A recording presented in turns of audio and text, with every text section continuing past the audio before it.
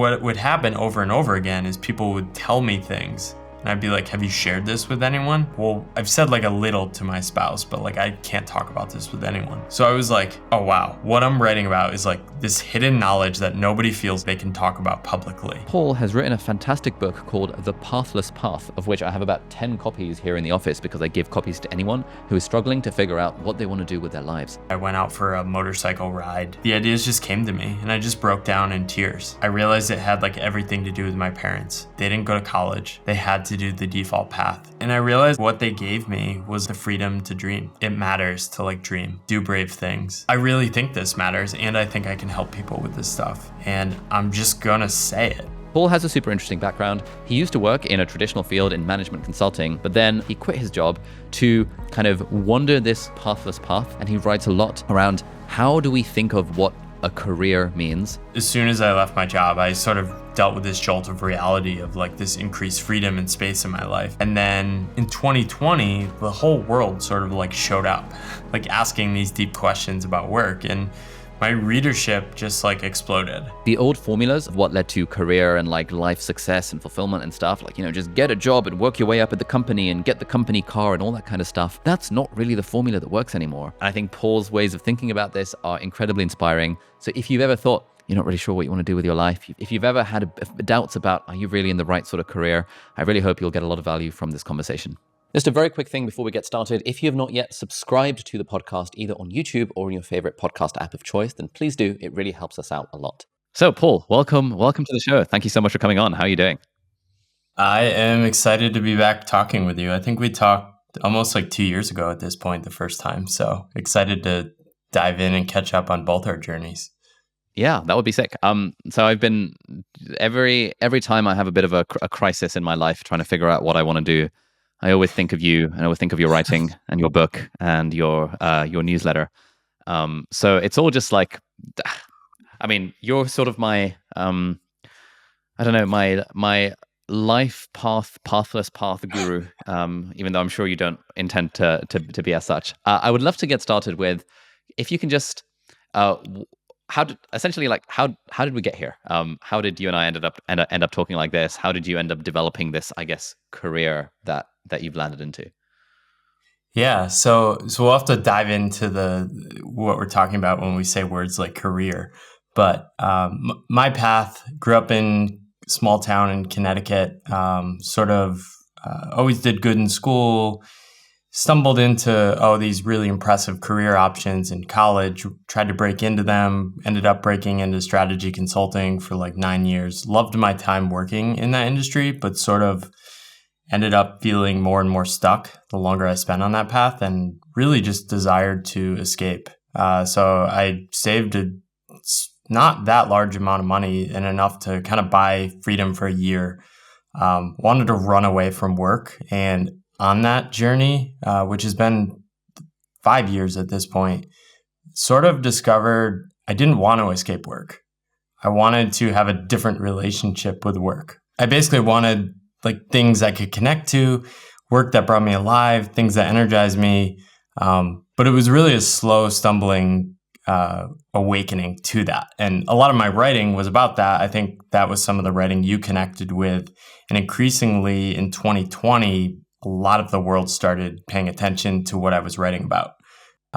Before that, I didn't really know if what I was writing about was connecting with people, but in 2020, just so many people started showing up and reaching out and starting talking to me. So that's a pretty cool journey of, starting out with a very, very traditional career, I guess, and then deciding to break away from it and do your thing. For a podcast like this, it's like I think there's sort of two ways to go about it. One way is where I essentially act as an interviewer and ask you your story, because I know that I imagine most people listening to this are not familiar with your story. But I feel like because I'm already familiar with it, that bit is less interesting to me, and I just want to dive in. I think that's a path forward. Just sort of diving into the things that I am currently struggling with. And I would just love to get your take on it, to be my personal therapist for this. How does that sound? Let's do it. I mean, this is the deep dive, right? So I love going deeper anyway. my story's out there. People can find it. They can get the surface level stuff. And I think the more interesting thing is that when we look at what other people do, we tend to look at the surface level stuff. And I was writing about this week, and I sort of referenced you in a post I was writing about, which is like just observing you. You seem to have found some sort of mode in which you're able to show up in your life doing work you actually like doing. And we can dive into whether that is still true or not and to what degree. But when people look at you, they probably look at like metrics, right? Metrics, dollar amounts, all these things. But what I'm sort of talking about in a relationship with work is like that stuff is secondary. And convincing people that is secondary is actually hard to do in today's world because so much of the world is oriented around the idea that like these metrics, these sort of goals, these titles are what matters. If that's secondary, then what is primary, I guess? I think what I'm trying to say with work is that if we're just sort of showing up and accepting what society tells us, I call this like the default path. The default path is what most people around us are doing. This is the story we grow up with in our culture that says you are successful if you do these things. Get a job, go to school, get good grades, start a family, right? And for most people, that works pretty well. But increasingly, large amounts of people, one, either can't make that work or end up on that path and something is just totally off. Now, I think part of the nature of work and it becoming abstracted, we're not using our hands, we're not literally connecting to what we're doing anymore. People are just not as satisfied with their work. They're also taking these ideas like meaningful work and trying to fit it into a job container. And they're not quite getting what they want. And so there's this sort of confusion and people don't really know what to do with that feeling. And I think those feelings are really human ones of like, wanting to matter, wanting to be useful, wanting to feel connected to the world, to people around us, to ourselves. And that those are the things I'm arguing I think are worth finding. But they're non-trivial to find and might require blowing up your life and doing things that don't look like success on paper. Yeah, I think that's where this gets kind of tricky because, you know, just like you, I've had a very kind of traditional education, went into a job that was by all kind of external metrics and stuff like a prestigious and useful and good for society thing to do. And in a way, when I decided to leave medicine to become a, YouTuber, for God's sake, that, there was a huge part of me that was like, is this really legit? Like, yeah. Am I making the right decision? Like, will I essentially become an outcast or a pariah in society because I have gone for this? I've chosen to leave something as noble a profession as medicine, which saves lives, for the sake of making silly videos on the internet. And so I think that's part of it. It's like what will society think of me? But I think also, like, I've had a bunch of conversations with people since I announced my decision to leave medicine and stuff. People now start emailing me having career crises that, I'm in this job and the job pays well, but it's not the thing I really want to do. How do you think about it in terms of, like, we all need money to survive, right? Like, so there is a baseline level of money that we need to get in our jobs, and the legible alternative careers of these days, actually become a creator has become a lot more legible than it used to be back in the day.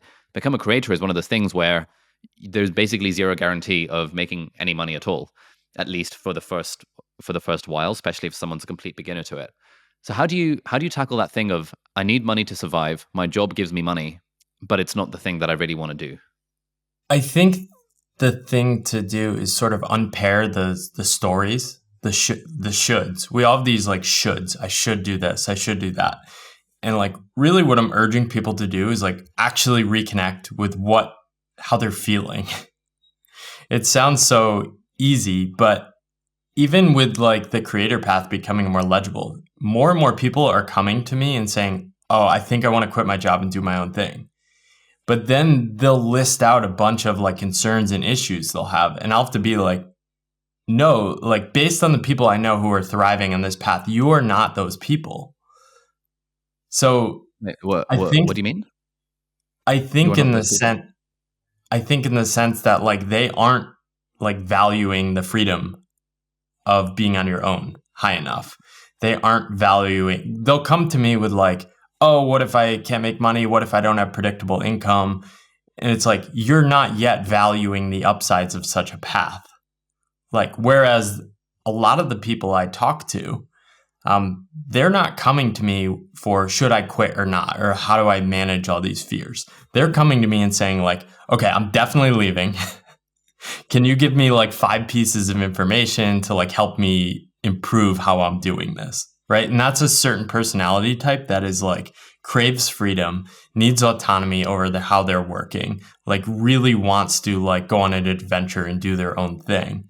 And those are the people that are going to like thrive and make it. Whereas there's this meme now of like, I want to quit my job and do my own thing or become a creator because people are seeing you can make money and gain status in it, though the status is probably questionable at the beginning.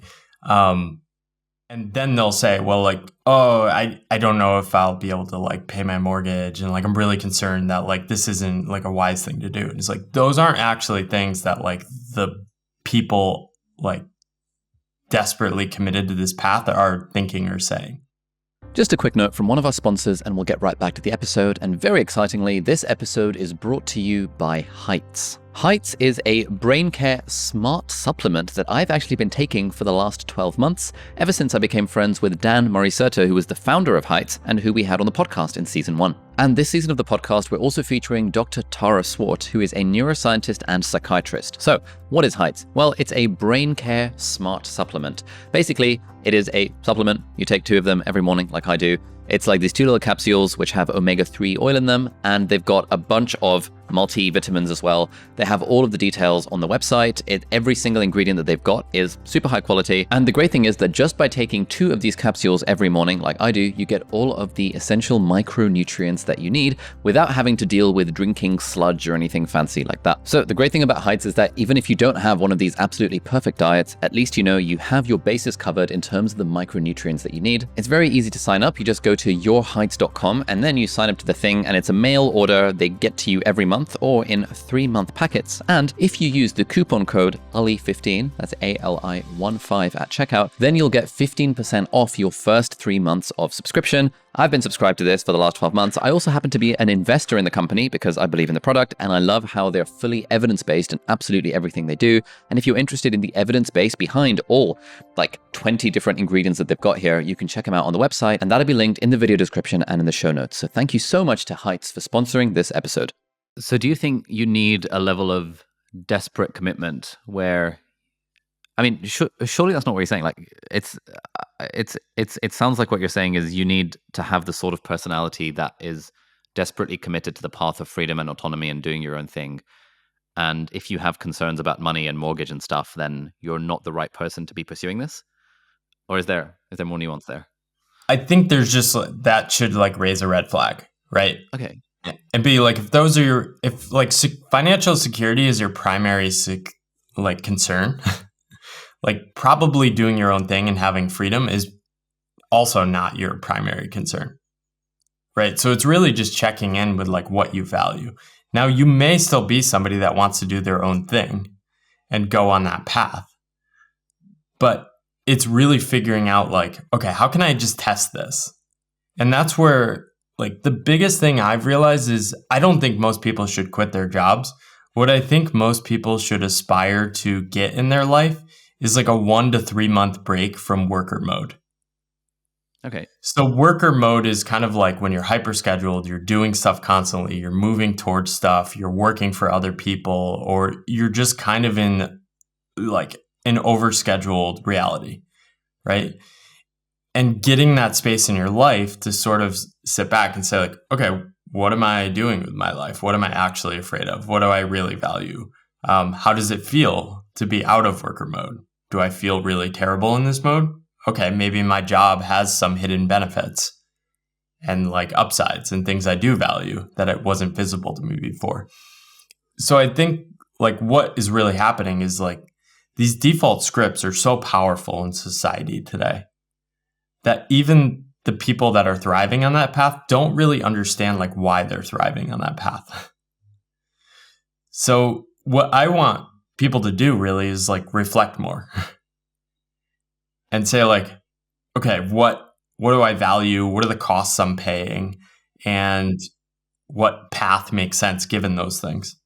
Okay. That's nice. Okay, so step one, figure out what you value. Step two, figure out, I guess, how much that costs in terms of time, money, freedom, etc. Like all of the things that it costs. And step three, is that a price worth paying?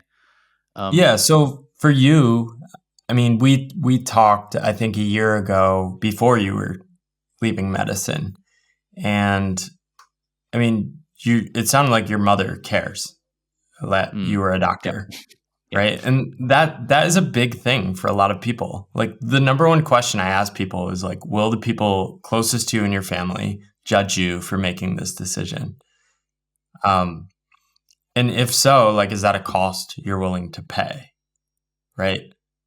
And I imagine like you sort of ran that calculus and said, okay, something matters to me on this YouTube path. And I think like even at the beginning, you're downplaying it a little. I think you're inspiring a lot of people. You're creating jobs for people. You're giving people permission to create and do things that are new and interesting. Are you? I mean, you're still dealing with the challenge of like leaving that path. No, not really anymore. I think when we last spoke, I think it was on your podcast. I was still like, oh, I'm not really sure about it. I'm kind of half in, half out. But when I made the decision that, yep, it makes perfect sense to leave, at that point, it felt like I had a lot of clarity and realized it was really, I think what was holding me back was feeling like, oh, to be honest, I could always go back to medicine if I want to. And in a way, it was always an option. And in a way, it kind of still is an option.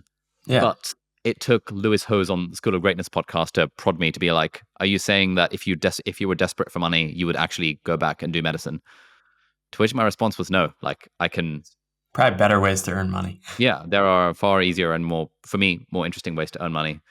And for me, what I realized is that, if I chart my life back from the age of like 11 onwards, the thing that I was doing in my spare time, the thing that I was doing for free was sitting on a computer programming and making websites and trying to build cool stuff. And that was the thing I was thinking about in the shower. That was the thing I was doing at university while supposedly doing a medical degree. The main path was never the thing that brought me genuine joy, other than when I was teaching other medical students.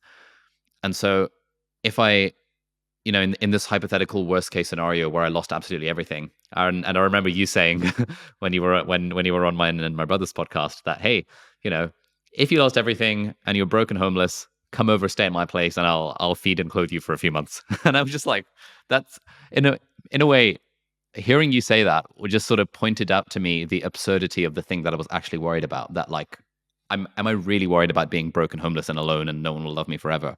And it's like until I'd confronted that idea and realized that worst case scenario is actually not that feasible, and B, I can recover from it because of friends, family, network, and stuff.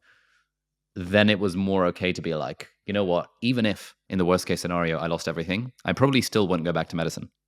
And it was that click in my mind that, yeah, I'm fully out of this now. Yeah. That really gave me the peace to be like, you know what? This is fine. This is great. YouTube channel dies in the next 5 years. Great. No worries. I'll start a tech startup. I'll learn how to code again. I'll program in Web3 Solidity or whatever the thing is there. I'll continue to write. I'll continue to teach. And I trust my skills in being able to make money off of the back of those things almost by default, which means it doesn't rely on medicine to be the thing that I'm doing to make money.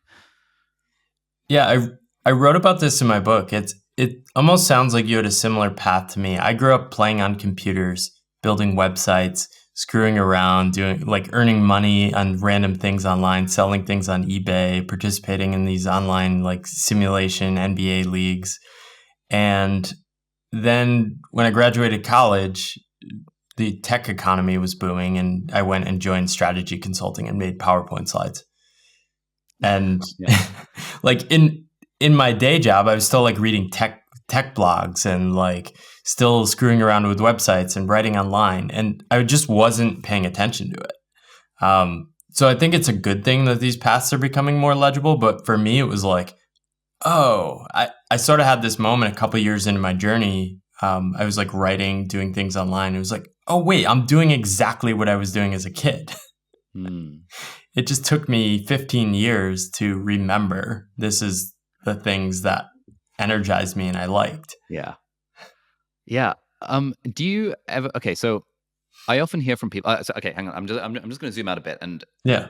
so we're talking step 1, figure out what you value. Step 2, figure out how much it costs, and step 3, make it happen.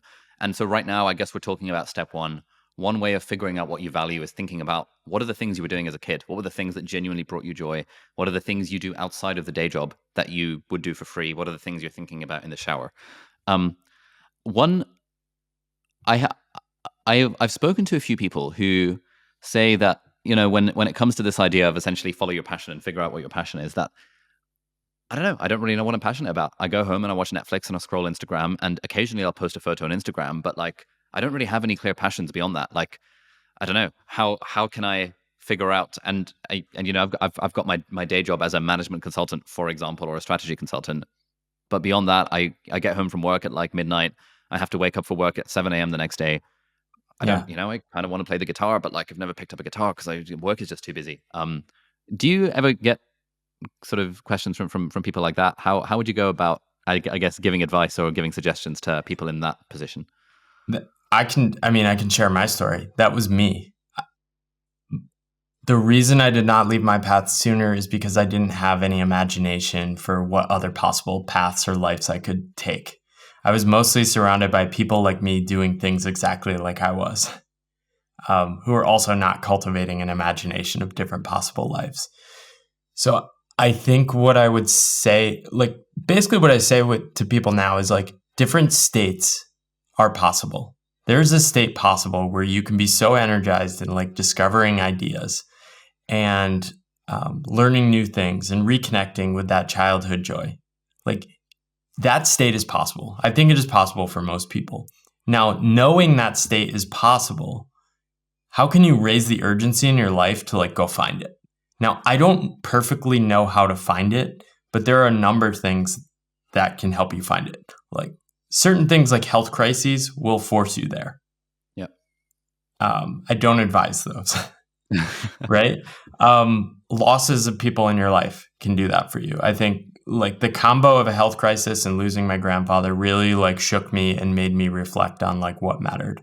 But still, it only planted the seeds that I didn't fully explore even until I left my job. And I think a couple things, two of the most powerful experiences for me. One was after 7 months of freelancing, I decided I would not look for any work and I would not do any work that I wasn't like fully drawn to do. And I just sort of woke up. I wandered around Boston. I was like writing. I launched my podcast at the time. I wasn't trying to make money because like I didn't know how to make money in the creator economy at that point. It wasn't called the creator economy. And like I just like it felt right. Like I was just like something feels right. I don't know what this is, but I need to follow this. And I had this sense that I had to protect like the writing, the things I was doing. And like making money was like, I'd figure out ways to do that. But like I had to protect that time and the autonomy and freedom to do those things. So that kind of committed me to the uncertain path. And then the second thing was really just traveling and moving abroad to Asia. I had started freelancing again, but moved to Asia and like couldn't find remote freelancing gigs. Like I just like was failing. So I didn't have anything to do. Also, it was a lower cost of living, and I sort of just like showed up and did the same thing. And again, like I started writing again, and like I started to slowly realize writing seems really important. And I reflected back and it's like, oh, wow, I've been writing like every year of my life in some form. So in 2018, I just decided like, I need to pay attention. Like if writing disappears in my life, something has gone wrong. So that is the state I need to come back to. I need to protect that at all costs. Now, how I've made money has varied in so many different ways over the past 5 years, but like the writing has never disappeared. Yeah, so it sounds like part of the figuring out of what you value is finding the space to take a break away from the, I guess, rat race of continuing to be in work mode, and in a way figuring out like almost realizing what you naturally want to spend your time doing. Yeah, and maybe for you that sort of naturally just took over your life. Like you're already doing those things. Like I think spending 10 years in the corporate world sort of numbed my creativity and imagination. In a way, maybe if you start thinking about these things earlier and younger, it doesn't affect you as much. But a lot of the past 5 years have just been a sort of unlearning of like certain cynical modes, being like, I don't know, a little too passive, a little too powerless, and like realizing, oh, I can show up and do things I want to do. What do you mean? So in the sense that, I mean, when you're in the corporate world, even if you're like in an impressive position, you're still constantly asking for permission. And you're constantly being told, no, you can't do things. Hey, this cool new tool, we should try this. You can't just like update a website at a company. Yeah. Like I can do that now. I can just like update a website and come up with a new service that I'm offering people and just do it in an hour. That's like a 6-month to 2-year process at a company sometimes. So like going from that state of possibility, which is like very little possibility, you start just like giving up ideas of what's possible to like having to be on your own and self-employed and starting to like, okay, how do I regenerate that like creativity, energy, like possibility for life? And I think this is why I love following people like you. I sort of just like, I see people like you and other creators come up with ideas like, oh, wow, that's really interesting. I never thought of that. I could do something like that in a different way, in my own unique way.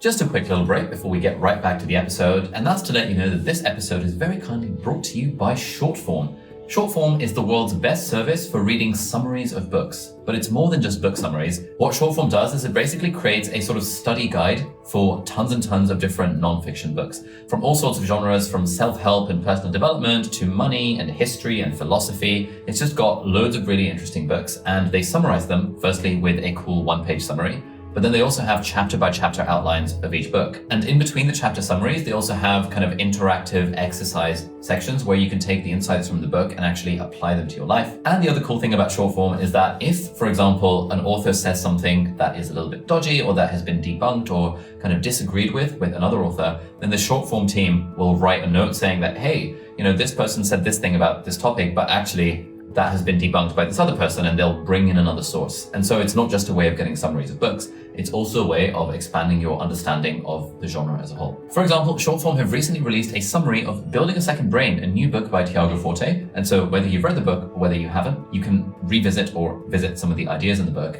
And then based on that, you can decide if you want to actually read the book, which is often how I personally use book summaries. So if any of that sounds up your street and you too would like to try out the world's best service for summarizing books, then head over to shortform.com/deep dive. And firstly, that will give you a completely free 5-day trial where you can try it out and see if you like it. And it will also give you 20% off the annual premium subscription, which is the thing that I personally subscribe to. So thank you so much, Shortform, for sponsoring this episode. Yeah, I think often I find kind of through conversations with people that another thing that holds them back is so for example, a close friend of mine is a highly paid strategy consultant, and she's been toying with the idea of quitting the job. But one thing that's been holding her back is the idea that, currently in my high paying job as a strategy consultant, I am making X amount of money, which is like, I don't know, high 6 figures or something like that, or low 6 figures. And therefore, in order for me to quit my job, I need to make sure I can make the same amount of money doing something else. Yeah. And it's like, but I can't make the same amount of money doing something else, because it's, how the hell do you make 6 figures a year doing, right, doing your own thing? Therefore, I couldn't possibly quit my job because I need that money to be able to 10 years from now send kids to private school, or like, I want to save money. I want to get on the property ladder, and therefore I kind of have to stay in this job because of the golden handcuffs in a way. How do you approach that? That's the cost part. I've never matched my salary when I left 5 years ago. This is the first year maybe I will come close. But I don't know. And then it's uncertain after that. So like, this is like, what costs are you willing to pay? For me, I was willing to pay enormous costs because I had sort of discovered this path is not a winning strategy for life for me. I was so certain after 10 years on that path that like, if I spent 5 more years in that path, I would definitely become less of a person I was proud of. And that was so incredibly costly to me that like replacing my salary was like, this is trivial. Like, this is my life. And I think, I mean, the thing that seeded that for me was 5 years before quitting my job, like a health crisis. I was out of work and I had sort of lost my identity. I was just sitting around and like I desperately wanted my identity back. And I went through this reflection exercise of like, what would happen if I couldn't work again? And it was like, oh, I'd be okay. Like, I'd have my family, I'd have people to take me in. That's why I make the offer to you, and the offer still stands. I'll take you in if you go a few months without salary. But yeah, I was willing to give it up. So like, this is why I share my income too.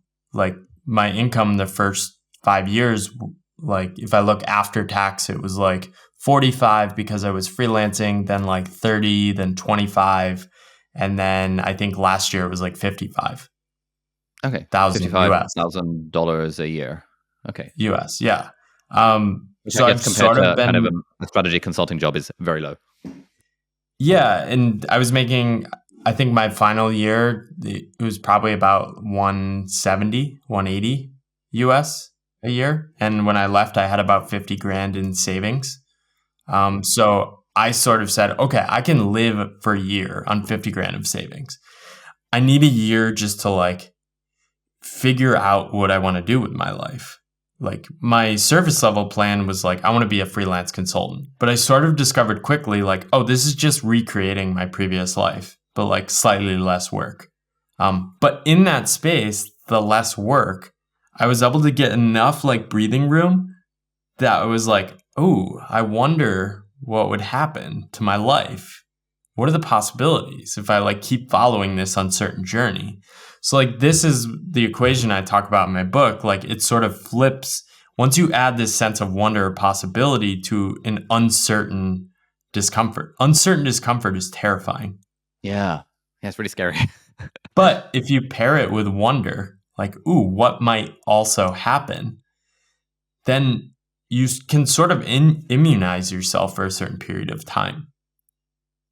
And I mean, this is when I start reading like people like David White and Rebecca Solnit and like people that are like giving me courage to like follow these uncertain journeys. And this is when you need poetry and literature and like all these people that are like, trust the flow of the universe. Like you need that stuff because like you have no idea what you're doing.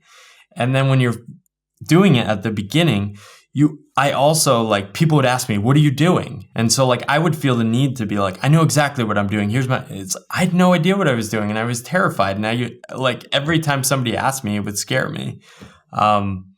So yeah, you sort of have to have this surface level story, but at the same time, just this deep sense of like, okay, there's a direction. I'm going to follow it. But I may also be wrong. Like that's the deepest humility in the world. Like I may be wrong. And I think that's the best way to follow any path. Yeah. No, that's nice. Yeah, I think it was when I added in the component of wonder that I suddenly started to feel okay with the decision to leave medicine and pursue this uncertain path.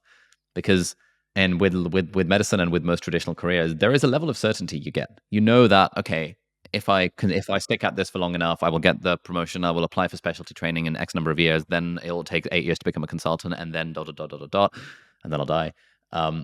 But with the uncertain path, it's like, right now, I mean, I don't really know what I'm doing. My YouTube channel is kind of going well, or maybe it's not. Maybe my podcast is doing well, or maybe my side little software business is doing well, or maybe I have nothing at all. I have no side hustles, and I just know I've got enough savings and enough of a family and friends safety net to be able to spend a year experimenting.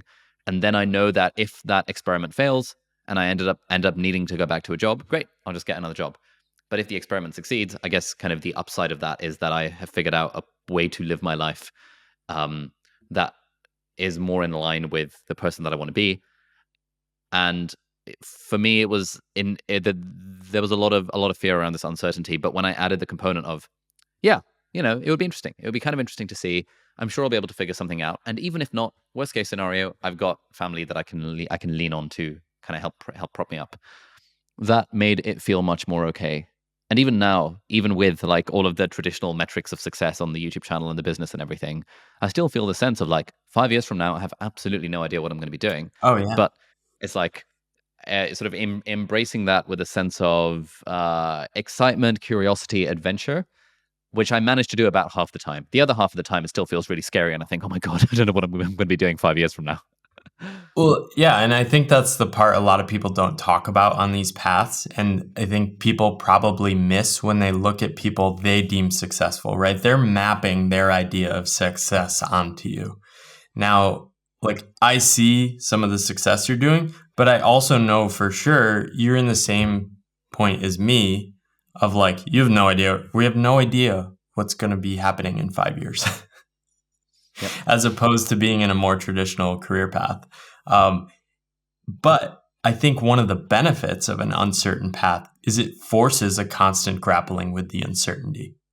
Like one of the things I didn't realize on my previous path was that no one ever asks you, why are you doing this?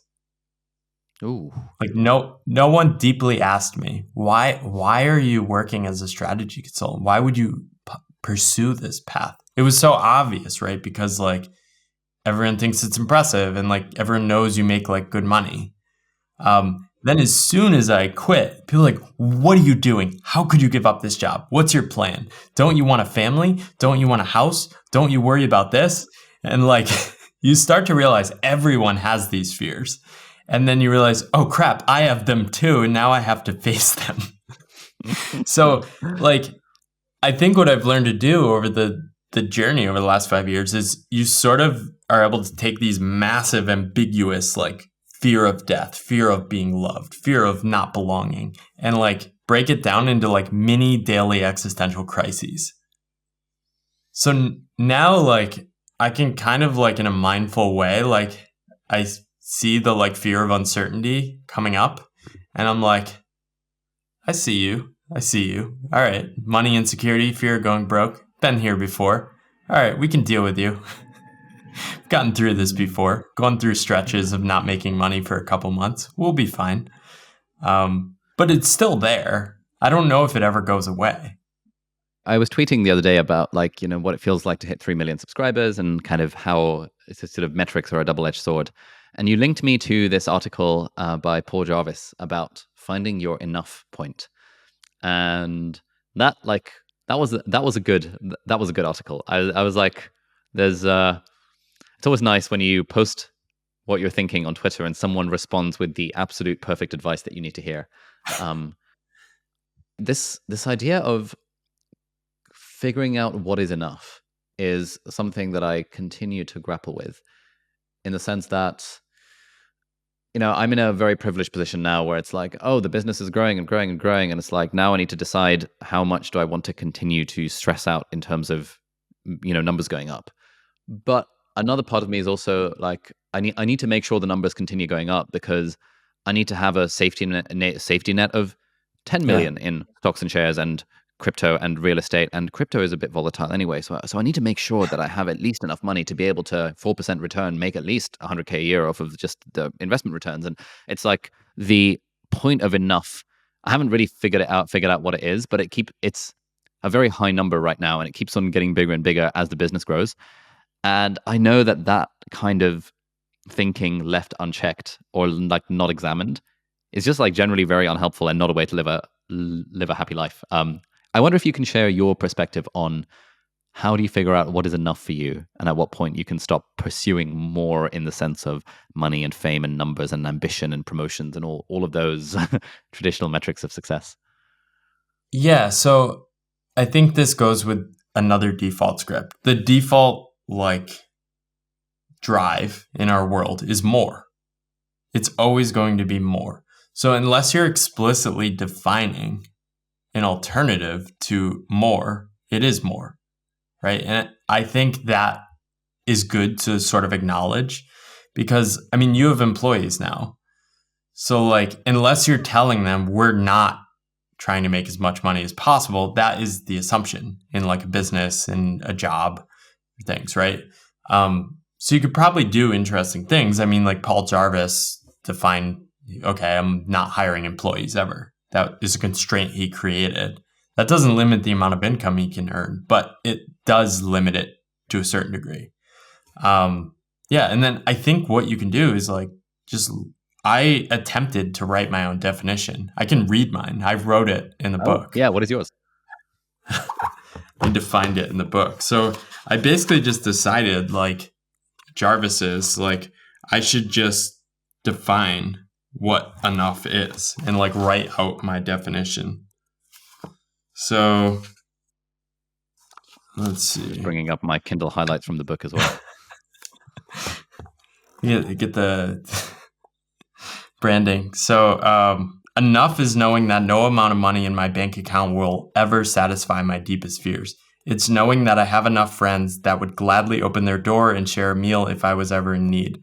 It's the feeling that I've been able to spend my time over an extended stretch of time working on projects that are meaningful to me, helping people with a spirit of generosity, and having enough space and time in my life to stay energized to keep doing this over the long term. Enough is seeing a clear opportunity that will increase my earnings in the short term, but knowing that saying no might open me up to things that could be even more valuable in ways that are hard to understand. Enough is knowing that the clothes, fancy meal, or latest gadget will not make me happier, but also that buying such things won't mean that I'm going to end up broke.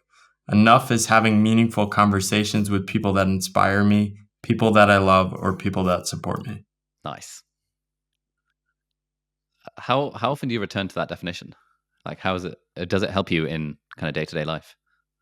Yeah, I think by writing these things, I think by doing a lot of my writing, it's a sort of ongoing reminder to myself that I'm trying to live a sort of principled life. And I think by writing about these things, a lot of what I'm trying to do is just hold myself accountable. Like I'm saying these things matter, like putting generosity over making my own money. Okay, how do I actually do that? Am I bullshitting on that? Like, how am I actually doing that? And then also not being too stuck to these stories I tell about myself and like trying to do things just to like virtue signal. Like I want to do things that are really aligned with like how I'm wired. I love helping people. I love like connecting with people. I love helping random people on the internet and like navigate their paths. I love these things. And like, that's why I've kept doing them. But I don't want to be like unnecessarily tied to like, oh, I have to do these things because I'm writing about it. So it's just constant reflection and trying to be honest with what I really care about. Just a quick note from one of our sponsors and we'll get right back to the episode. And this episode is very kindly brought to you by Skillshare. If you haven't heard by now, Skillshare is one of the world's leading platforms for online classes, for online education.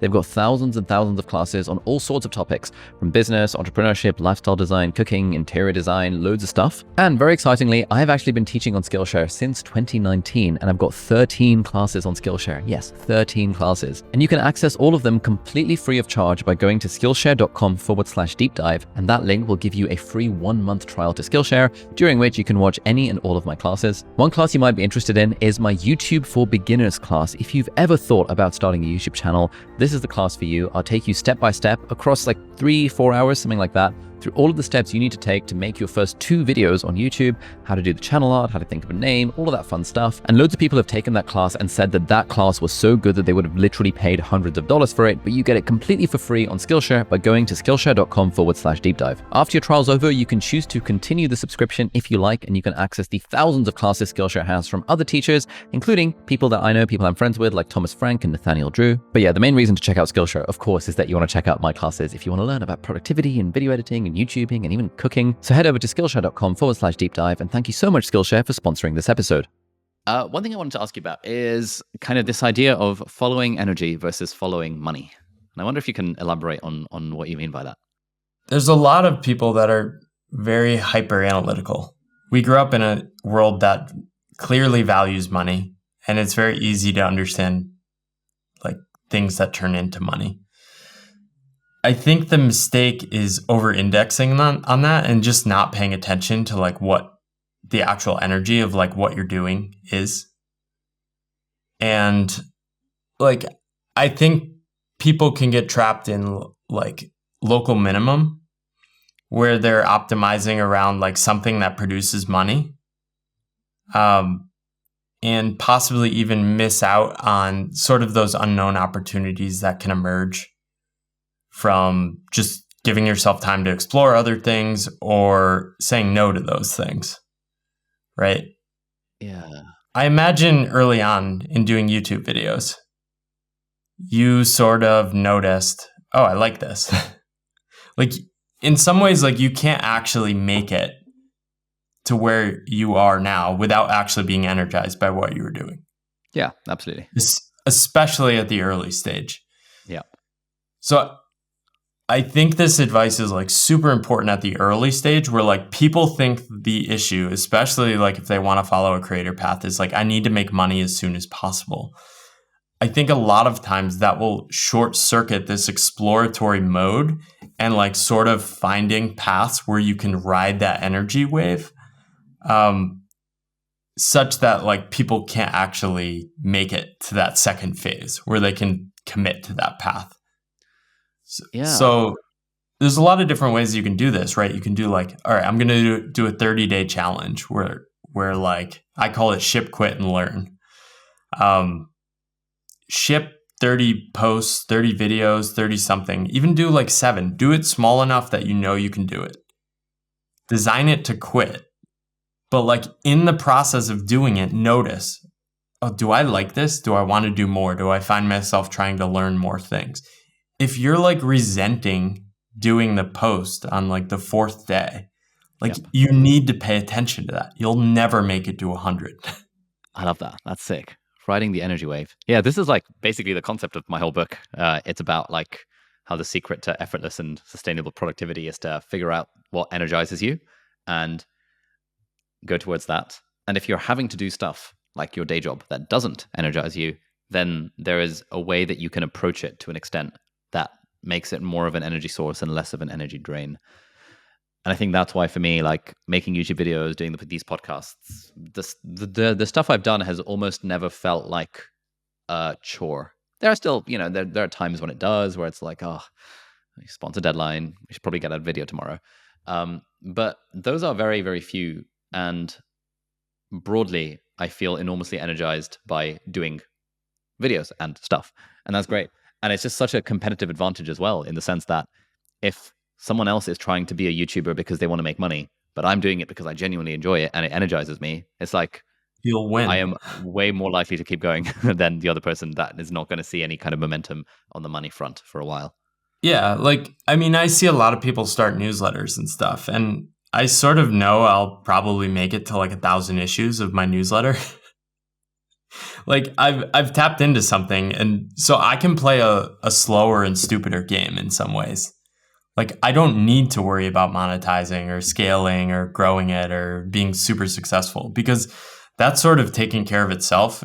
And like, as long as I protect the energy that like is naturally going there anyway, I'm going to keep doing it.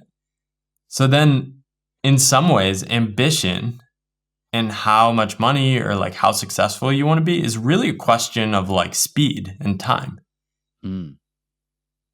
So it's like, and I think I've started to like rethink ambition over the past couple of years as I've like gotten more of a footing on my path. It's like, okay, I can be ambitious just over like a longer stretch of time. Like I don't need to crush it in 3 months, but like I can sort of have a sensible plan to like take the 3 to 5 year plan. And like, because doing it at that speed will be a little more fun for me. Yeah. Yeah. I was listening to a good Cal Newport chatting to Tim Ferriss on Tim Ferriss's podcast, where they were talking about the idea of like, slow productivity or patient productivity. Yeah. Where it's like you're optimizing for creating meaningful output across a 10-year time horizon rather than a 10-day time horizon or a 10-week time horizon. And that just means that, if I was thinking about, can I make cool stuff in the world in a way that I enjoy and that is helpful to other people, that energizes me, but I'm doing it over the next 5 to 10 years, then it means that I'd probably spend more time deep working on my book, for example, rather than feeling the need to every single week bang out another 2 YouTube videos, because that's all very sort of short-term productivity. Whereas the more longer term tends to be the thing that's, but potentially the thing that tends to be a little bit more needle moving. But also, I guess it just depends on what you enjoy. There are some people that love the high octaneness of putting out content every week or even every day or even Yeah. multiple times a day. And there are others of us that would rather kind of take it a bit slow. And as long as we're doing the things that we enjoy, we're feeling energized by them, and I guess they're useful to other people in some way, then that's a reasonable path as well. I think in the last year, I've sort of realized I'm on a path that's really aligned with what I value.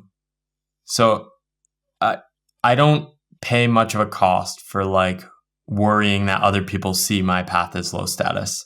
I'm like, whatever. Nice. I also am not too worried about like not making tons of money. I just like don't have much material aspirations, nor does my wife.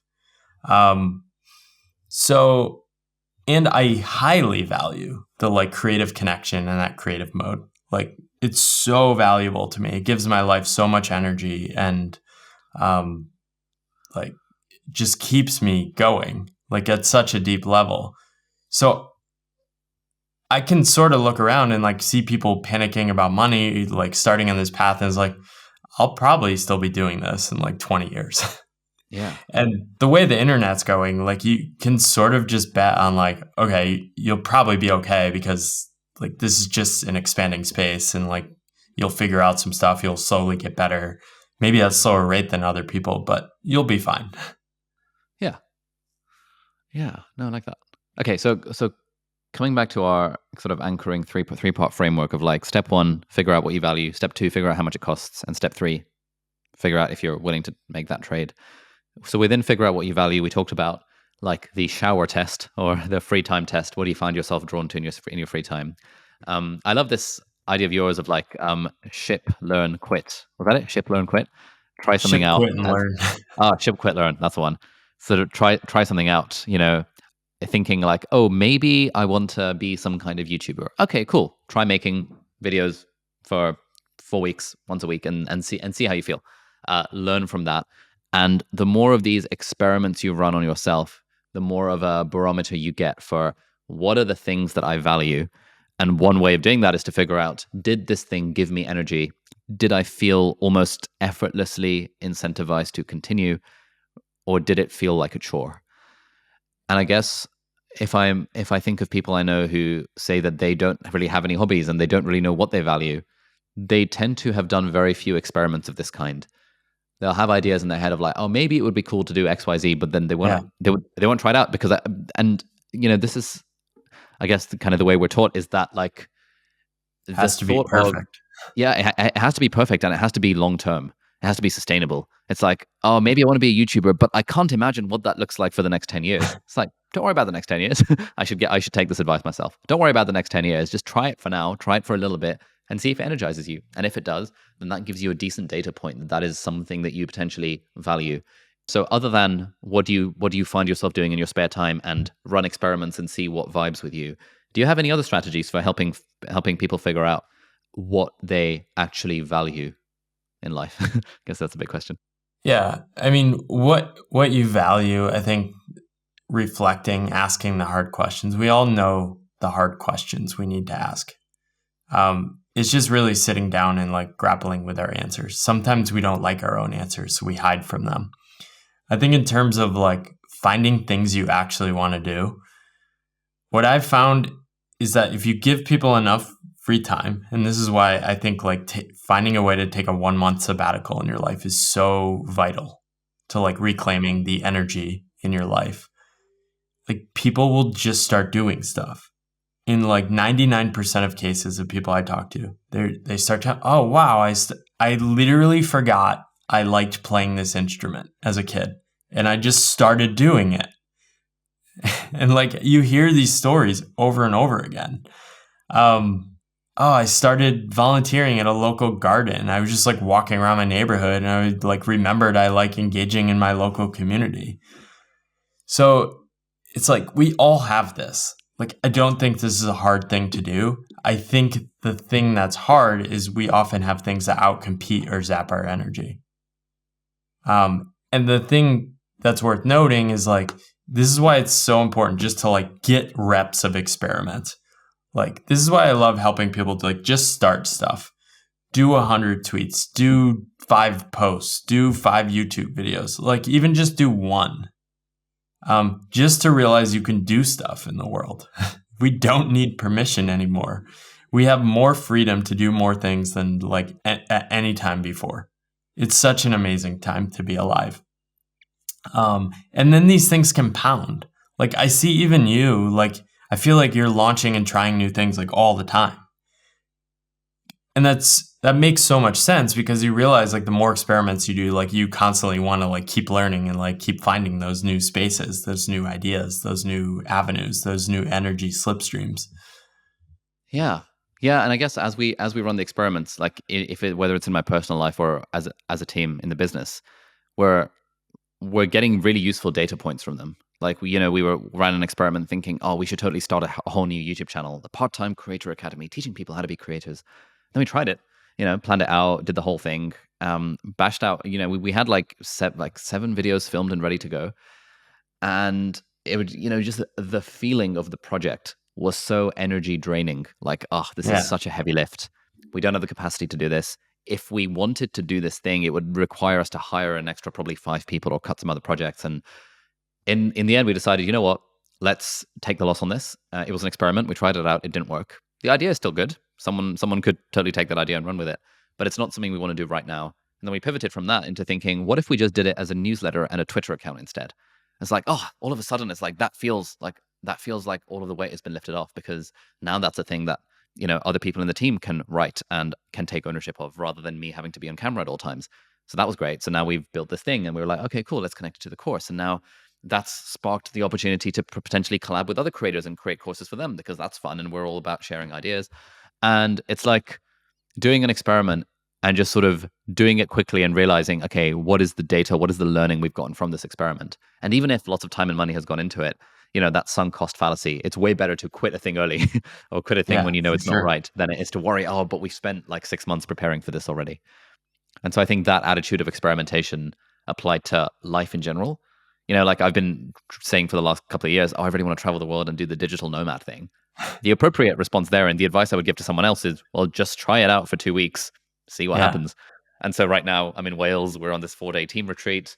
We're still making the podcast happen. The internet's a bit sketch. It's cut out a couple of times, but oh well, it's working. The setup looks good. No one's going to complain about quality issues because the camera's sick. This is great. I'm currently looking on over these like ridiculous fields at like some cows and sheep and stuff. And this is so nice. And so what I should do is probably experiment with, okay, my hypothesis is that I think I would enjoy the digital nomad lifestyle. Great. Let's experiment. Let's try it out for 2 weeks. Let's see what happens. Cool. I enjoyed that. All right. That's good data points. Let's now try it out for a month. Let's now try it out for 3. Whereas I think the thing that's holding me back on that front is thinking that, oh, in order for me to experience the digital nomad lifestyle, I need to wait for the conditions to be perfect. I need to have a whole year where I have nothing to do and no responsibilities, and then I can get a one-way ticket to Bali or something like that. And that's just such a dumb way of looking at it. And it's only now saying this out loud that I've realized that that's subconsciously how I've been approaching it, because I haven't been consciously thinking about what is the smallest unit of experimentation that I could apply to gather data about this hypothesis that maybe I would enjoy this kind of lifestyle. Yeah, and I think this is a key point, which is like you're starting with like a story of like a script of like what a digital nomad should be. When like what you're really trying to test is like, would it be cool to work in a different location than my home base? Yeah. That's it. Basically. Yeah. Right. And I think where people get into a lot of trouble on traditional paths or other things is like when they're trying to be something rather than like literally just be themselves. Be something rather than be themselves. Okay. Like so trying to Ram be Dass a digital nomad, trying to be a creator.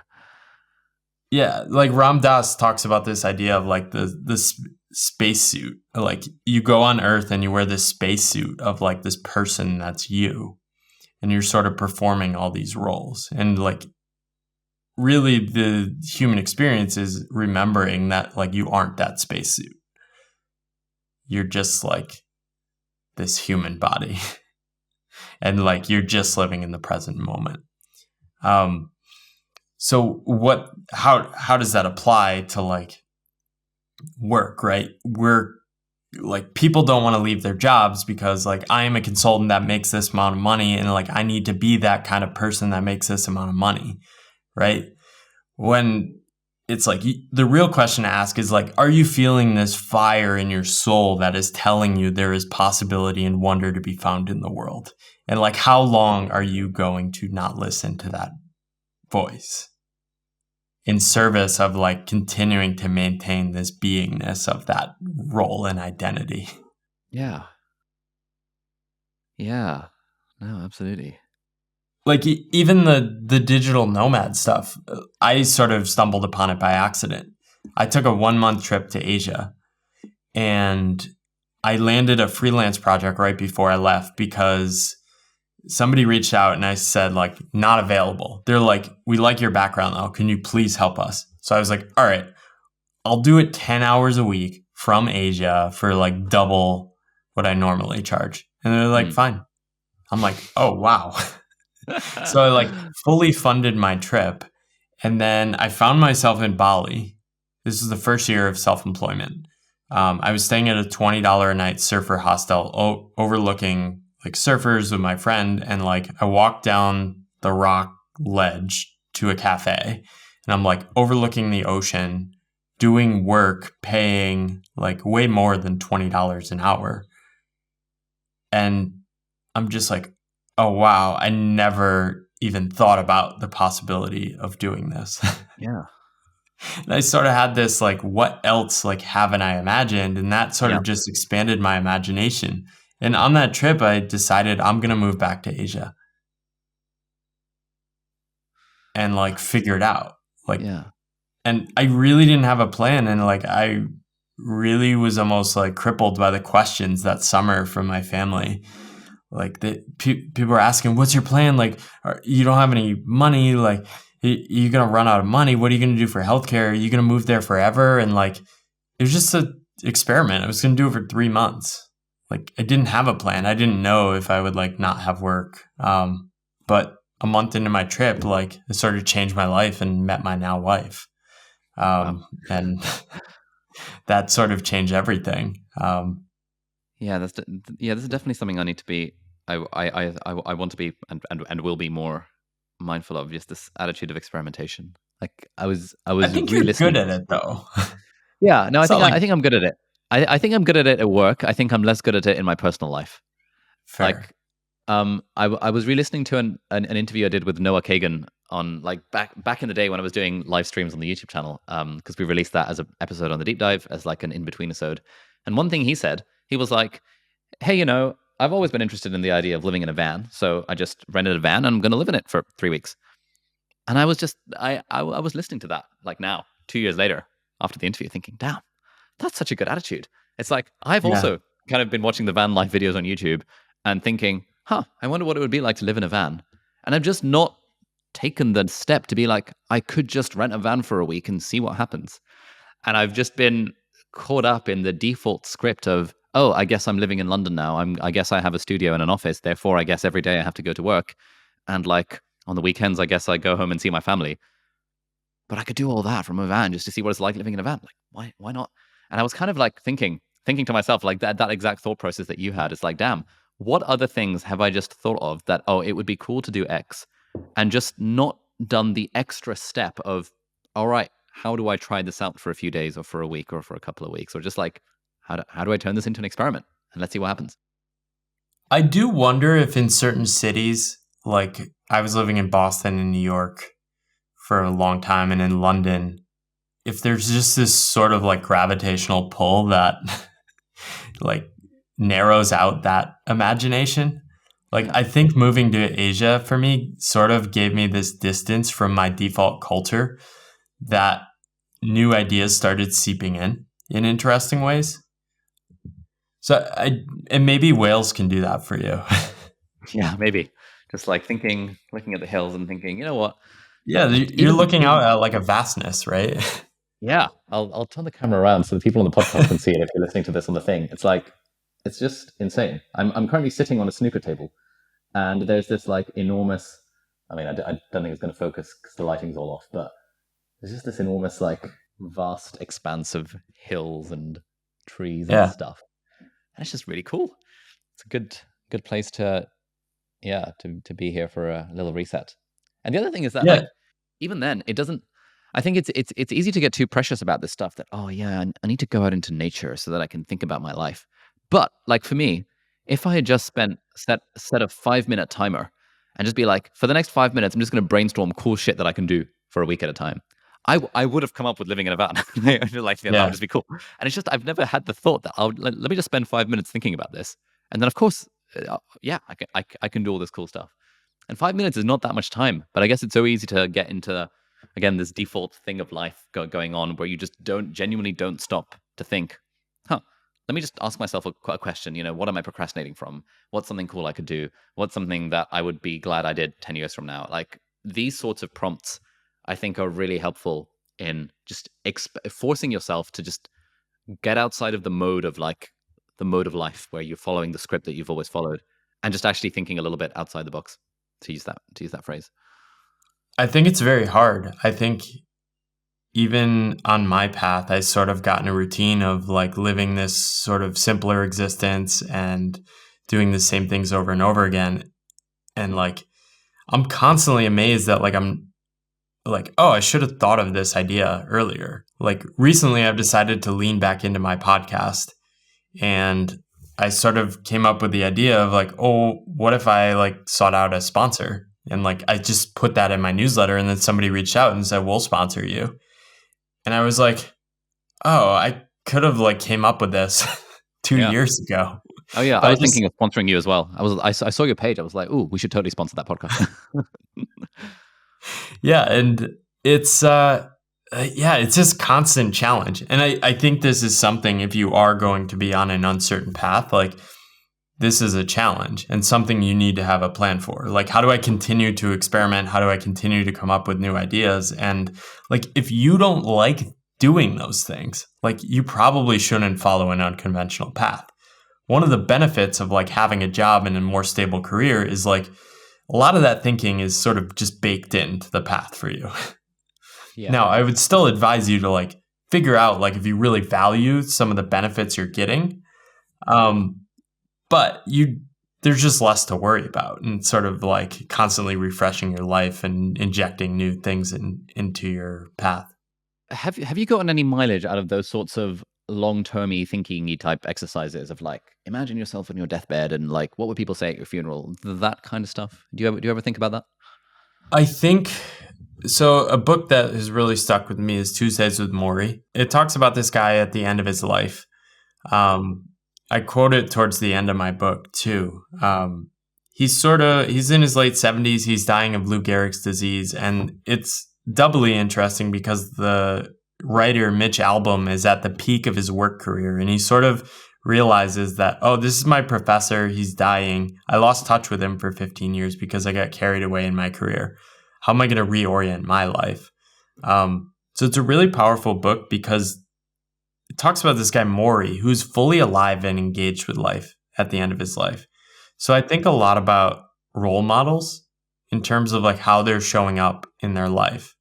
So I really admire like older creative men, like people like Morrie, his story. I look up to people like Seth Godin. I think he's like in his 60s now. He probably doesn't want us like saying that, but he's still connected, energized, like seems fully alive with like what he's doing. I really admire people like Jim O'Shaughnessy, who's like still injecting this playful curiosity at his age.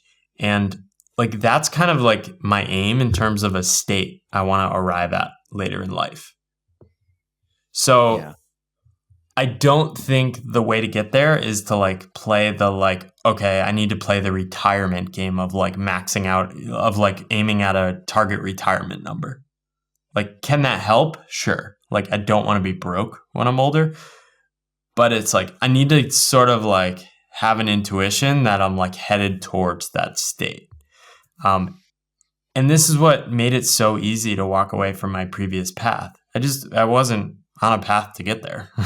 I was on a path to show up like a lot of the men I was surrounded by, who are like cynical, overweight, slightly disillusioned, good bank accounts, but like, I don't know, some of them had been like divorced, disconnected from their kids. Like, I don't want any of that.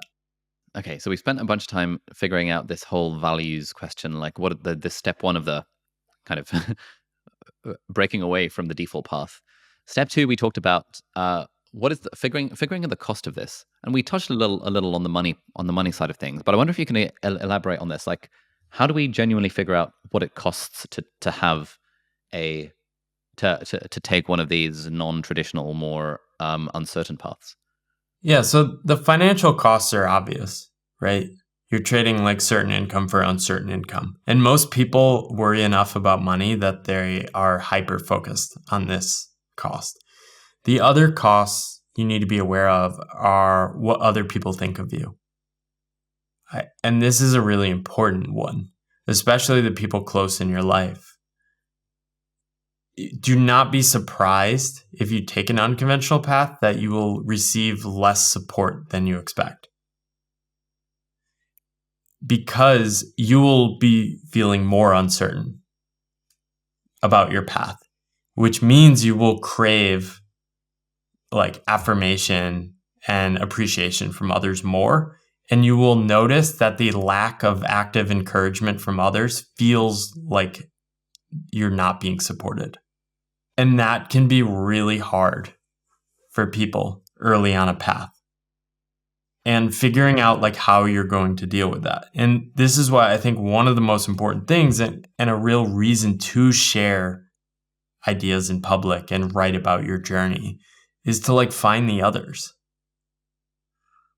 Like finding other people you can literally just be around, and you don't have to have the conversation of like, why are you doing this? Don't you worry about X? It's like, no, we can just sort of like both exist in our uncertainty for like not knowing what we're doing and like connect on that vulnerability. It's a big reason why I'm in Austin. Like there's just a lot of people doing these weird internet online creator paths. And like people in your audience or my audience might look at us and say, oh, wow, impressive people. But like, we're kind of low status in the normie world still. Like if I try to talk about what I do in like fancier circles, people are like, what are you talking about? Why would you do any of this? Yeah. So you sort of need those connections of like people who do understand you and want to actively encourage you. This is why like I've really tried to lean into like actively encouraging and supporting people across all different levels doing these paths. Cause like I want to keep people in the game because like I need friends. Yeah. Can we zoom into the money point a little bit? Because I think there's something there around the fear of or the perceived cost in terms of money being different to the actual cost in terms of money. Yeah, my relationship with money changed dramatically from being employed to being self-employed.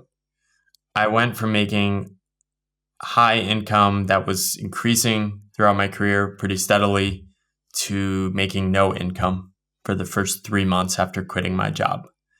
And I sort of like had this bold hunch, like I could figure it out. But like I totally underestimated how terrible it would feel to not make money. Especially I was living in New York, spending like $5,000 a month. It felt so painful to like start to see my savings go down. I felt terrible. I felt like an idiot. And I sort of realized like, oh, this was there the entire time. It was just like I never had to stare it in the face when I quit my job. So like I drastically took action in both directions. One was to like lower my cost of living. And I quickly like started dropping things out of my life and almost bearing like no cost. Like I just stopped going out to restaurants. I started cooking at home. I started eating much cheaper. And I'm like, what was I doing for the last several years? Like I'm not less happy by giving up any of that. But that was like a decent amount of money I was spending. And like, even I thought like I like kind of needed those things, right? That was like part of what made me happy, and like totally not true. I didn't value it. And then lowered my cost. And then the other side of that is like, I think one thing people underestimate when they go without income is like how motivated they will be. I was ready to like do any kind of work for any kind of money at the beginning of my journey.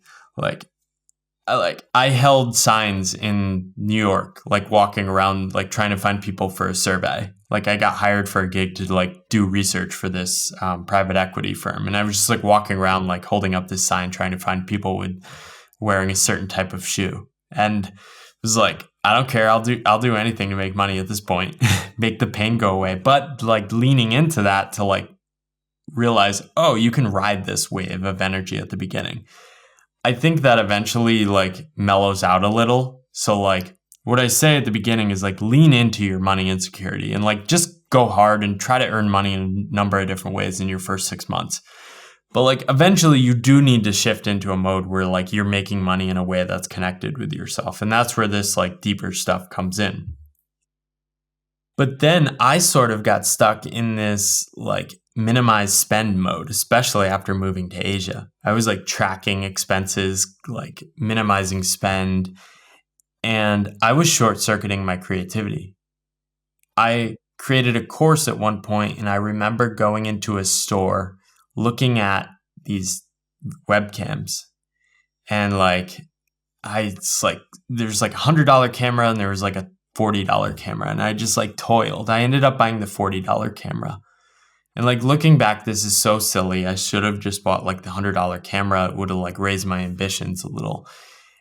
And like I was just like short-circuiting my energy by like worrying too much about money.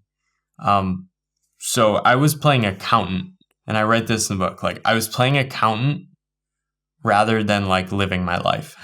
So I sort of just decided like I don't want to be spending my day tracking my spending and counting my dollars. Like I was using a spending app. Got my spending to under $1,000 a month. And like I was still pretty happy. But like I was playing accountant. I wasn't actually like living my life. And that was when I started like leaning back into like the creating stuff, like sharing on Twitter a little more, like writing a little more publicly, and like being a little bolder. And digging out of that, like even the other day, like I was thinking about relaunching my podcast and doing an in-person one. And I was like, you know what? Like I'm wasting zero time. I'm buying the best equipment. I bought like a $260 cam link. I bought a Shure mic. And I was like, you know, I'm not playing accountant. I'm just like gonna commit, go all in. And like, I think this is a better bet. So I'm still learning to like play with money. And investing in myself has been really hard for me to do, because I went into it with like, I need to break even. I can't like spend more than I make. I don't want to see my savings go down. Whereas like now I'm 5 years in, and I'm giving myself these pep talks. I'm like, Paul, you've sort of found your footing. You wrote a book about like being confident on your path. Like, okay, you can be a little bolder. You're not going to turn into this hustle bro. Like, I don't think there's any chance I'm going to turn into a like hustle productivity bro. I'm not going to start like money maxing. Like, I'm going to be okay. I can like be 30% bolder and like still be myself. Yeah. So that, Well, I like yeah, that. it's 30% been a bolder. journey for me. Yeah. Can we talk about the book a little bit? So how did you just write a book? Yeah, we got to talk about your journey too. Oh yeah, we could do that. But like, yeah, let's do yours first. Yeah. How did you just write a book? So mine was very emergent. Like I said at the beginning, I was writing about this stuff from as soon as I left my job. I sort of dealt with this jolt of reality of like this increased freedom and space in my life. And like, what does this all mean? Like, why was it so hard to leave my path? Why was it so weird feeling when I became self-employed? So writing about that, and then just consistently committing to that after moving to Asia. And then in 2020, the whole world sort of like showed up, like asking these deep questions about work. And my readership just like exploded. And I started just having more and more conversations with people. I had these weekly curiosity conversations, and I actually just like recently paused them. But I had 383 of these over the last 5 years about people's relationship with work. And what would happen over and over again is people would tell me things, and I'd be like, have you shared this with anyone? It's like, well, I've said like a little to my spouse, but like I can't talk about this with anyone. So I was like, oh, wow, what I'm writing about is like this hidden knowledge that nobody feels like they can talk about publicly. Like, I'm just going to like lean into this, write more. And then at the end of the year, like I had like 3 or 4 people that said to me, Paul, you have this like broad range of ideas. Like, where do I start? Like, can you just write a book? And I had an interesting trade-off at the time. Tiago Forte was running a boot camp with Billy Brose around like, okay, how to take your course to the next level. And I had this consulting skills course that was like really crushing it in 2020 because of remote work. And I had a clear path. Like, it was like, okay, if I double down on that and go all in on this year, I could probably make a lot more money. And I asked myself, like, what would I do if I made more money? It was like, oh, I would use that to get more free time to write. It was like, oh, why don't I just write? I'm in Taiwan for the year. My cost of living is lower. I'm really drawn to like write about this stuff. And I just committed to write the book. Early on, I thought it would be just like, I'll package some essays from my newsletter and just ship it. And then in the first 3 months, I really realized, wow, this is a deeper like just self-reflection exercise of like figuring out what this is all meant to me. And I knew there was something deeper to say, and I just sort of committed to the book. And I sort of had this sense of like, I know I can end up somewhere, and I'll know when I'm heading towards that. And I know I can get there. So I spent 13 months writing it, and that was kind of the main priority for the entire year. And yeah, it was a magical experience, actually. The introduction, when I read about like why this stuff matters to me, didn't come to me until like my final weeks in Taiwan. And I was feeling so frustrated. I went out for a motorcycle ride, and like the ideas just came to me, and I just broke down in tears. And I realized it had like everything to do with my parents, and like they didn't go to college. They had to do the default path, and they felt like they sacrificed so much so that like I could succeed. And I realized like what they gave me was like the freedom to dream. And I, for the first time, this was like October, so 7-8 months ago, like finally felt like I can say this as a human. Like, it matters to like dream, to like do brave things, to like create. And yeah, and I think these things are important. And before that, I didn't have the courage to say that stuff. I always couched my stuff or like qualified it. I was like, you know what? Like, I really think this matters, and I think I can help people with this stuff. And I'm just going to say it. And so it was a really powerful experience for me. And I imagine you're going through something similar. Like, it's been really cool to watch your journey too, because I feel like it's allowed you to understand your own journey better too. Yeah. The journey of writing a book is interesting. A lot of like windy turns along the way, but I'm very happy with the direction that it's currently going. And the plan is today, tomorrow, and the day after, bang out a first draft of one of the chapters each day. Nice. So we'll see what happens there. Yeah, I was just kind of thinking as you were saying that like your path is almost like it's weird when it comes to the creator economy and kind of making a living, doing what you love on the side, and all that stuff. That a lot of people's paths seem to follow the same general trajectory of I started making stuff that I liked in your case, started writing about this job stuff and this career Yeah. stuff. And I did that a bunch of times, and I realized I liked doing it and that it energized me. So I kept on continuing to do it. And then along the way, people started to find out about it. And then what you did was you had your Calendly link where for free, anyone could just book a call with you and you would just talk to them completely for free on the internet for like 383 times. And so through that, you're speaking to people about this thing that you really care about, this thing that energizes you. And then the next step is you're like, all right, cool. This is interesting. Let's write a book about it. And then you go and write a book about it and self-publish the book. And it's like now your newsletter, if you wanted to get more and more lucrative sponsors on it, you could probably easily do that. Like there's all these options that you now have for making money out of this thing because you've now done it to the point where you were just following your curiosity. You've built an audience now. And it's just like, when people ask, oh, how do I quit my job to become a creator? That's literally the method. It's like step one, Yeah. experiment with lots of things, figure out the one that energizes you, do that repeatedly. At some point, you can quit your job if you've got enough of a financial safety net, et cetera, et cetera.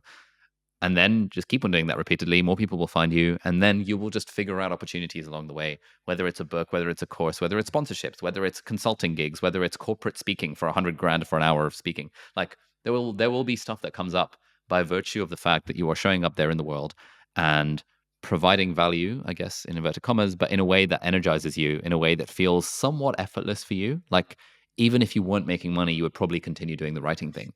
And so it's just about Right. finding that thing. Like, what is that thing for people listening if they're interested in, for example, quitting their job or like doing the creator thing or doing the business thing. And like, I think it's the same with startup founders. Like the startup founders that exit, what do? They tend to take a few months off and then they just start another company because they just love it, in theory, or maybe they're just chasing more and more. But like, mostly the people I've spoken to genuinely just enjoy building companies and like, oh, great, now I can start a new app. And I think what we're all trying to do is just get to that state where we can be showing up and doing the things that genuinely, intrinsically motivate us, which as a side effect happen to make enough money to sustain our lifestyle. I think that's spot on. I think the opportunity and upshot of doing your own thing is that you can lower the percentage of things you're doing that you sort of resent or like you feel like you're sacrificing, right? In a job, you may just have like too many things. And this was my case. Like I was just doing too many things that I thought were silly, pointless, or just like grueling to power through. And like I still do some of those things. It's just less. So it means there's more space for that creativity and curiosity to stay alive. And that is really important to me. And if it's important to you, it's possible. And I think this is kind of what I was trying to get at. And don't find a niche, like find a mode of being in which you can show up. And like if you can find that, I think like ambition is really just like how fast you want to go at that point, or like how much like leverage you want to implement into your life. I tend to like to go slower. I find like super scale or super large ambition pretty scary. And maybe that will change over time. But I have the mode. So I have this like deep faith that like I'm going to be okay. And I also just like my life. But to someone looking at my life on a spreadsheet and trying to like do the math of like how life should be lived, they'd be like, how's this going to work? How are we going to afford a house? Like, I can't afford a house right now. It's fine though, because like that's not what I'm valuing right now. And I feel really good about my life and I don't feel like I'm failing. Do you feel like if and when you have kids that your attitude towards this sort of stuff will change? I think so. We want to have kids soon. And I assume my perspective on a lot of things will change in ways I can't predict yet. However, I think it will just force me to be more like committed to like the things I'm doing. I think we've already started to think and talk about kids. So like I do want to be a parent. And like a lot of what I've been doing on this path has been preparing myself to be a parent because I want to be a present, engaged, and alive parent. And that is just really important for me. So like this kind of life gives me the highest odds of doing that. Yeah. But this And you is don't also worry. why I've been like leaning into like, okay, maybe I should like try to like monetize some of the things I'm doing. Because I also realize like when I do have kids, I am going to feel more responsible, and that's just going to make me braver at this point, probably. And also people are going to want to root for me to succeed too. So like there's going to be benefits too. People sort of look at these things like, what about kids? Like what they're doing is like mapping their fears onto me. I already have those fears. I have all the fears. On an uncertain path, you grapple with the fears every day. But I can make choices, and I feel really good about having ownership of the degrees of freedom I have. And after 5 years, I do see paths to make money. So like if that was my prime aim, I have confidence I probably could do it at this point. Or I'll just apply for a job on your team. Yeah, absolutely. You're welcome anytime. Paul, this has been absolutely fantastic. Thank you so much for coming on the podcast. Where can people learn more about you and your work? So my newsletter, boundless.substack.com, or website, think-boundless.com. A lot of the ideas we talked about are better put in my book, The Pathless Path. Check it out. Pretty active on Twitter too. Love hearing from people's stories, so definitely reach out. Amazing. And yeah, just wanted to say a massive thank you to you as well for like all of the stuff that you've written in the book and in the newsletter and on Twitter as well, and in podcasts that has continued to inspire me over the last couple of years as I've gone onto more of this non-traditional, more uncertain path than the very traditional one that I was on. And yeah, anyone listening to this, if you are considering breaking away from from a traditional path and you would like some advice on how to pursue an uncertain one, yeah, check out all of Paul's stuff. I was just looking through my Kindle highlights on your book, and they're just absolutely enormous.